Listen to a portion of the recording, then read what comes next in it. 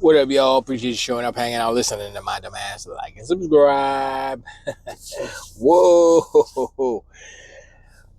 I knew that by labeling the title of last video's title, by taking a different stance than everybody else, because I knew everybody else was dooming and glooming, crying, blah, blah, blah. How about the Xbox Game Pass price hikes? And I was like, I could just do that. Follow the crowd, if you will. But I decided to take a different twist on it, right? And I still hear some people crying because, that's what they're going to do. But then, shout out to VG Fight School. He said something that I was thinking yesterday, but I don't think I had mentioned it. But basically, what's happening, what Microsoft is doing is kind of what Tim Dog was fearing. And that is, they are trying to migrate ever so, I don't know, sneakily, I guess, out of console centricity, if that makes sense. And they're trying to get more people onto the PC Xbox ecosystem, if that makes sense. For instance, they're about to push out, I don't know when they're going to do it, but I think they may have done it already, but the PC version, I have a laptop that has Windows 11, right? So I can download the FSE, Xbox FSE, the full screen experience, which is basically the big picture mode for Steam. So it's just Xbox's version of that on my laptop, and turn my laptop into basically what the ROG Xbox Ally X is. And I'm like, okay, so it'll kind of be, I mean, that's what I want for the next console anyway. So why do I need to buy a console when I already have things that can do what the next console will do? Just the performance will be different, and then I can say, oh, I want better performance, so let me go spend some more money and get a better rig, blah, blah, blah, or a better laptop, or whatever. So that's cool. And so VG Fight School went in and he basically said it, that he said, welcome to PC gaming. Xbox players, welcome to PC gaming. And I'm like, okay, that's cute. I really like him. And, he's basically saying that, the move is to migrate that console mindset, that, oh, you got to sell a lot of consoles to be successful. That mindset, it's kind of all connected, to a more open platform. Windows is open. They got in trouble back in the day for, I guess, supposedly monopolistic policies or tendencies or whatever, and I think that was mainly because they had a deal with the manufacturers to put Windows in all the computers manufactured. And so, this is what I think. I may be off on the facts, but in order to maintain that, they had to make Windows an open platform where different companies can have their own stores, like Steam, like GOG, like Epic, and every other millions and billions of marketplaces and stores and stuff. Apple is not like that. You can't do that on a Mac. So that's a whole nother thing. That's why I won't even touch a Mac. I'm like, yeah, I'll keep that. Yeah, you could be like, oh, we don't ever get hacked, but yeah, you'll sit over there in your walled garden while I'm cruising the world on the world internet. You got Apple internet over there. I'm just playing. Anyway, that movement that they're doing right now is painful because it's different, it's strange. The price hike, let's not get it twisted. The price hike sucks. They all suck. So when PlayStation does another one, because they will, because look, one company does it first, then Microsoft says, oh, we could do $80 games too. Then everybody says, no, you can't. And then Microsoft says, yeah, we can't. But we can add $10 to Game Pass. That's what kind of happened. They're like, we're going to get this $10 either through Outer Worlds 2 or Game Pass Ultimate. Y'all, I wish they gave us a choice. If they would have said, yo, either Outer Worlds 2 get $10 or Game Pass, which one? I'd be like, yeah, you can put the on, because I'm going to play through Game Pass, so But whatever. And one thing I would say, I listened to Boom today, and he's a little bit more calm, but he's still upset. And what is it, Fuzzy Belvedere, I think, was on there too, and he was saying some things that do apply to some people, because some people are like, oh, what are you, a brokey? Why you can't afford this? You can't afford that? Now, I said something like that yesterday, but what I was saying is that if the $10 is the breaking point, like fiscally, then something else needs to happen in your life. You need to get your priorities straight.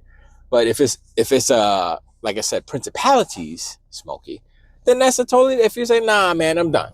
That's just how you feel, that's fine. But he was kind of pointing out, like, all the people out there who are like, calling people brokies and blah, blah, blah, blah, blah. And he went on that for a while. It was pretty funny. But it still feels, I still feel like some people aren't really understanding the situation. They're just stuck on the price, stuck on, oh my gosh, it's $30. Oh my gosh, it's too much money. Oh my gosh, right? And I went over the value proposition, right? The value is there subjectively, right? So if you're a Fortnite player and you're a Call of Duty player and you're an Xbox first party gamer, and you just happen to like some Ubisoft games and EA too, then that's well worth it. If you want to do the math, it is still the best value. The value is there with all of the things that they have included in there. Plus, they said 75 games. Now, the thing about the 75 games, they said day and date coming, I guess, within the next year or whatever. Gamepass. I know some people are like, booming them. It was like, we don't want some little okey doke, whatever, the puzzle games or, some Puya stuff or something like that. And I'm like, okay, I get it. That's cool. But I know you don't expect 75 AAA bangers, because I don't think there are that many released at any time. Now, we're going to get Microsoft's bangers, obviously. We're going to get all their first party. You're going to get Call of Duty. So, I mean, if you add up that, if you say, okay, how many games are they going to put out next year? If they put out 6 games next year, right, that are already pays for it, not including Call of Duty. If they put out 6 games, that's one every 2 months. That pays for it month to month, because $30 is actually better than a month to month. Because if the game is $70, that's 35, not 30. I'm just doing quick math right here. So I don't understand why people are not looking at the math and saying, okay, it's more, I don't want to pay more, but it's still a better deal than canceling and buying all these games that I would otherwise play through Game Pass. I mean, if you want to do economics, right? You say, okay, let's just pretend that you're going to play every single first-party Xbox game. We're not even talking about third-party stuff. You probably play that too, but we're not talking about that. Put that aside. Just the first-party Xbox stuff, right? That's all you're playing. You don't care about Fortnite. You don't care about freaking Riot Games. All the extra stuff they said doesn't matter. Just first-party games. And let's just say they have 6, because I think they have 12 this year, so they're probably going to have at least 6. We'll just say 6, right? Which is cheaper, buying those 6 games or paying for Game Pass for a year? You know the answer. I just went through it. So that's where I'm like, I don't hear anybody saying that.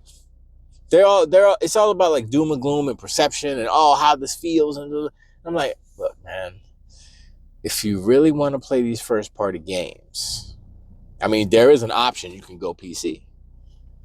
But some people don't want to go PC, so I guess you got to pay more. I mean, that's what it is. You go PC, you pay $16.50, and no one has said this. No one has said that.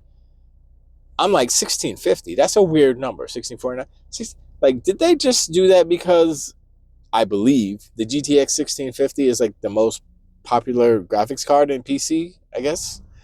And so I'm like, did they do that on purpose, or is that just a happy coincidence? I don't even know if that's true. If the 1650, that's what I remember. So that's like a little funny thing. Nobody said anything about that. They're just like 1650, blah blah blah, whatever. So, but anyway, you guys in the comments, y'all just tore me apart, boy, and it's all good because look, I'm not gonna like, oh, I'm gonna block you and I'm unfollow and blah blah. I'm not gonna do all that, man. You guys are the reason why I do this. I want to hear what you got to say. Call me a shill, call me all these things. That's fine. That's how you feel. But I'm looking at it on a practical kind of view. And the practical view is that I have to realize that capitalism is the driver, is the driving factor of all of this, right? And so you got capitalism, right? You got Microsoft, you got Sony, you got Nintendo. You look at what Nintendo's doing. $80 games. I just saw a video real quick. There's a brand new person channel, everything. He's like, I kind of regret the Switch. It's kind of underwhelming. I hate it. It's not ergonomic. Mario Kart was a flop. I'm like, dang. He was like, he was going in on Nintendo on the Switch too. I was like, okay. And you know, so Nintendo's doing their stuff. There's some people that cry for a couple seconds, but you know, everybody's forgotten about $80 Mario Kart, right? Then I'm looking at Sony. They literally just raised the price of their slim all digital edition without raising the price. That's how slick they are. That's how devious they are. And it's like you think about, oh, it's not customer friendly or it's not, you know, consumer facing or whatever, right? Sony literally just said, yeah, we're just gonna make it cheaper and we don't charge them the same price so we get more money. I mean, that's what they're doing, right? And shout out to Austin Evans. He broke it down. He tore it apart, and he actually measured the metal heat shield that's on the opposite side of, like, you got the part where, well, is it on the opposite side? No, it's on the top side of where the you got the heat sinks, and then you take that off, and then the aluminum kind of, not vacuum formed, but the heat shield on it, which acts as another heat dispersal avenue. And he was like, oh, this is lighter. Why is it lighter? So the I believe the heat sinks are, I don't know if they're a little bit smaller. They might be a little bit smaller, but I think the copper was kind of, it ran a different length and stuff, so it might be a little bit less copper. But the main thing was that I wanted to get to is that the actual metal form that you guys see, it's aluminum. He measured it. He measured the thickness. The thickness is less. It weighed less. I think it was almost like half as much as the previous version.